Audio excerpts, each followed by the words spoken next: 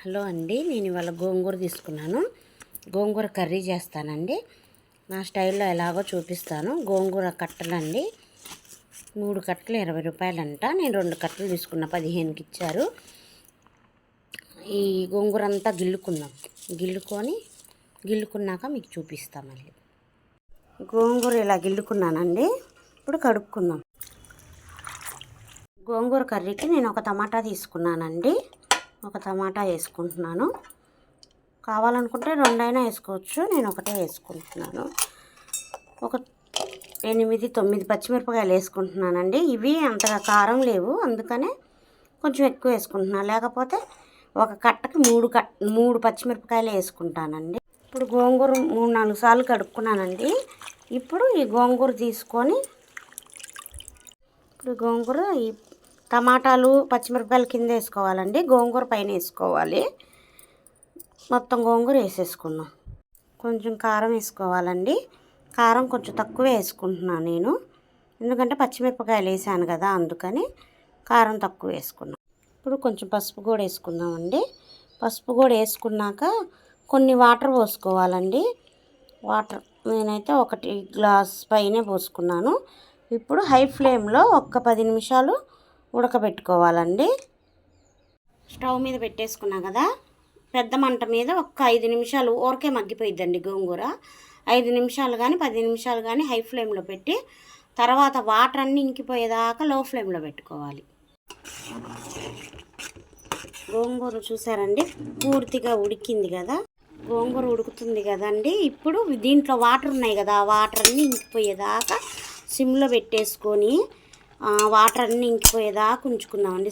చాలా సిమ్లో పెట్టుకోవాలండి, లేదా మాడిపోయిద్ది. సిమ్లో పెట్టుకొని చాలాసేపు వండుకోవాలి. దీన్ని గోంగూర కర్రీ చేసుకోవాలంటే కొంచెం ఓపికతో వండుకోవాలండి. అదే కుక్కర్లో అయితే 3 విజిల్స్కి కొన్ని వాటర్ పోసి పెట్టేస్తే అయిపోయిద్ది. కానీ ఇది లేతగానే ఉంది కదా అని నేను స్టవ్ మీద పెట్టేసామా నార్మల్గా.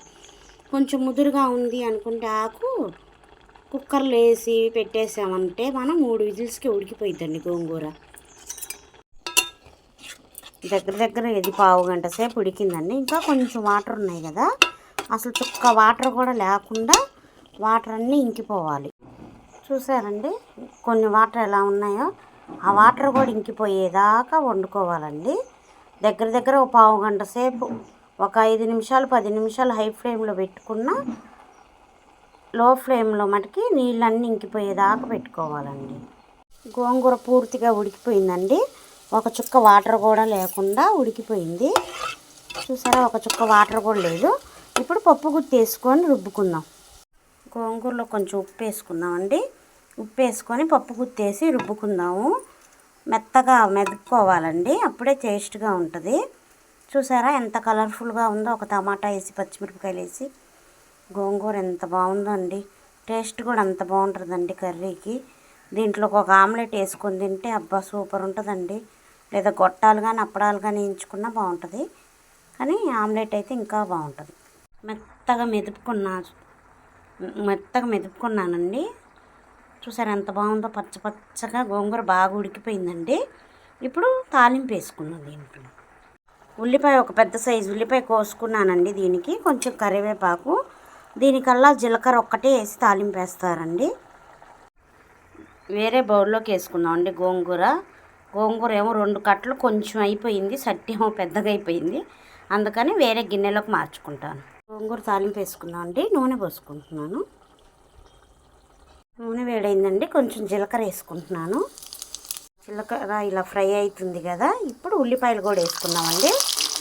ఉల్లిపాయలు ఏం వేసుకోనండి తాలింపులకి, ఎండుమిర్చి వేసుకోవచ్చు. ఎండుమిర్చి మా ఇంట్లో అయిపోయినాయండి, మా వారికి చెప్పడం మర్చిపోయా తీసుకురావడానికి. ఇప్పుడు ఉల్లిపాయలు వేగాలి. ఉల్లిపాయ వేగుతుంది కదండి, ఇప్పుడు కరివేపాకు కూడా వేసేసుకుందాం. ఇందాక వేసుకుంటే చిటపటా అంటదండి, అందుకని ఇప్పుడు వేసుకున్నాను. ఉల్లిపాయతో పాటు వేగిపోయింది కదా, అందుకని. తాలింపు బాగా గోల్డ్ కలర్ రావాలండి. తాలింపు ఇలా వేగుతుందండి, ఇంకొంచెం సేపు వేగాలి తాలింపు. వేసుకున్నా కదండి, ఇప్పుడు ఈ తాలింపు అంతా బాగా కలుపుకుందాం. ఈ తాలింపే టేస్ట్ అండి గోంగూర కర్రీకి, చాలా బాగుంటుందండి అసలు గోంగూర కర్రీ.